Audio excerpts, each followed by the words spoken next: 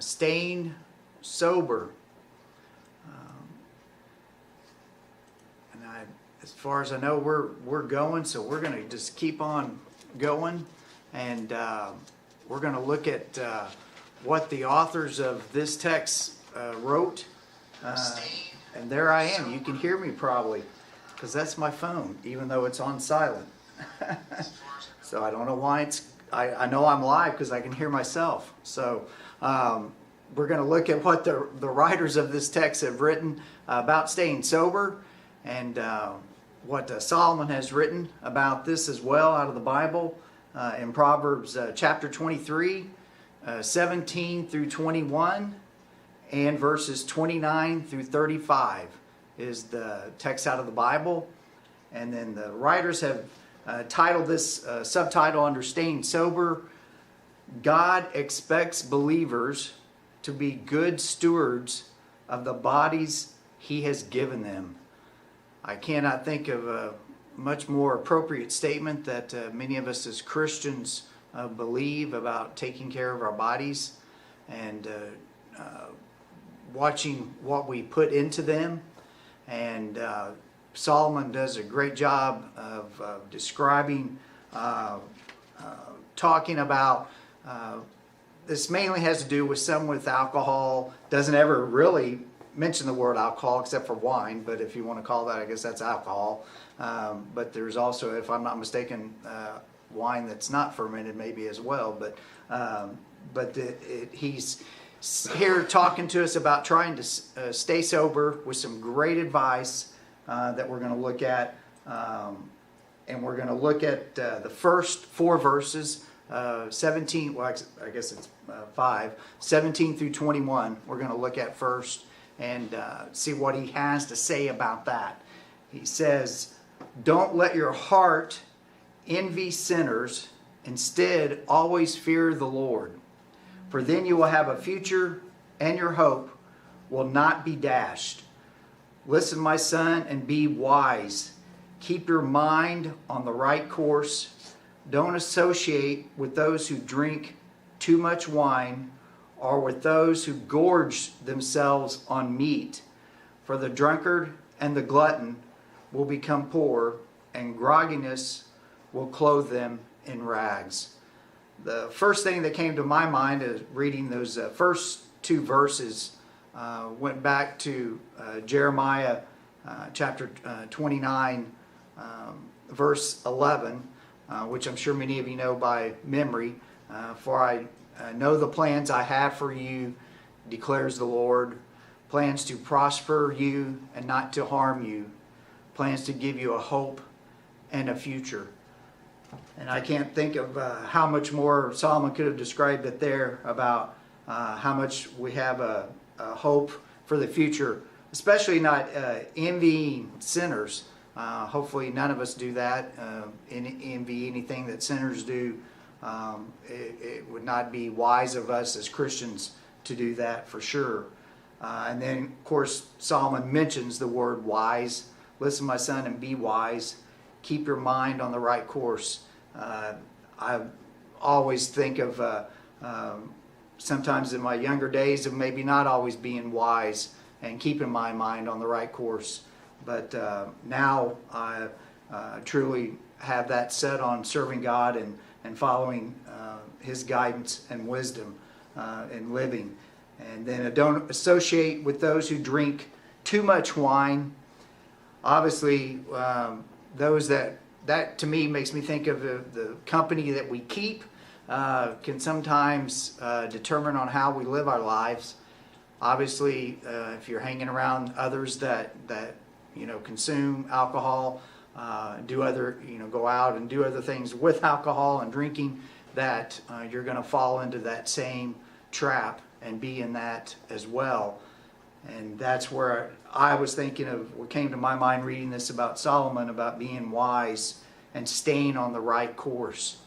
I don't think you would have that problem if you don't associate with others that do those type of sinful things. Then you wouldn't overindulge in alcohol. obviously because he talks about being a drunkard, and as well as about food as well, glutton, meat, if you eat too much. And I probably am as guilty as that as some people sometimes, but I try to watch what I intake food-wise to stay healthy and to remain healthy, because a healthy body is a healthy mind, I feel. And that's just those first 5 verses there, 17 through 21. Let's look at the next section there, 29 through 35. Let me catch up on my notes. I was going a lot of that just off the top of my head without really even looking at what I'd written down previously and studying it. Let's see where we are. Okay.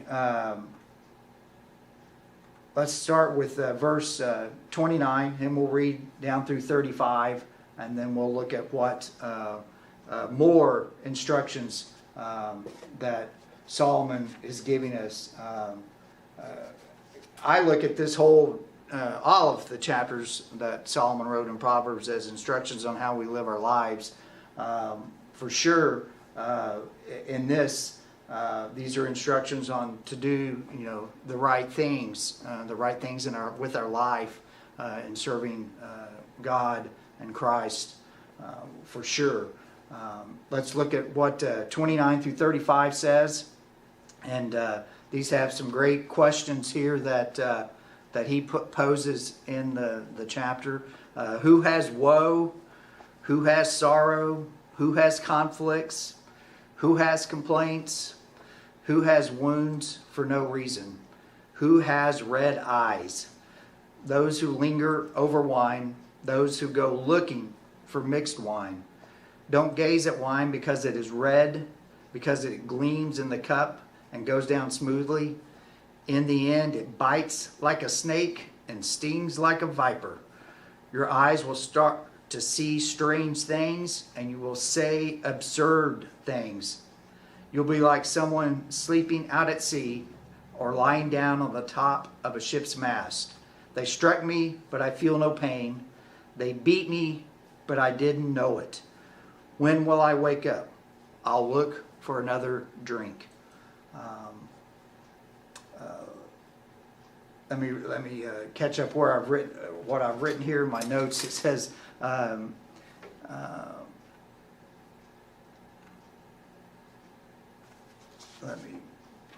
okay, all right. Because he tells us that in these instructions are what we can do when we follow the correct path in our life. These are more warnings of through this other. I look at these as a lot of like warnings in our lives of how we live. Those that look at wine as solving issues in our lives, which I don't believe that's true.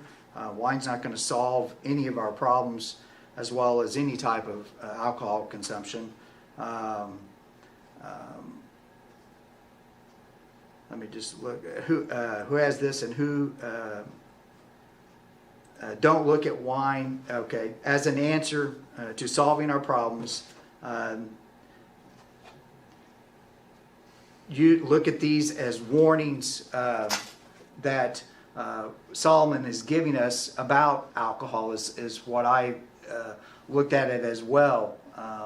And the things that can happen. Of course, the 29 are a lot of questions. A lot of us have different problems maybe in our lives. Who doesn't complain?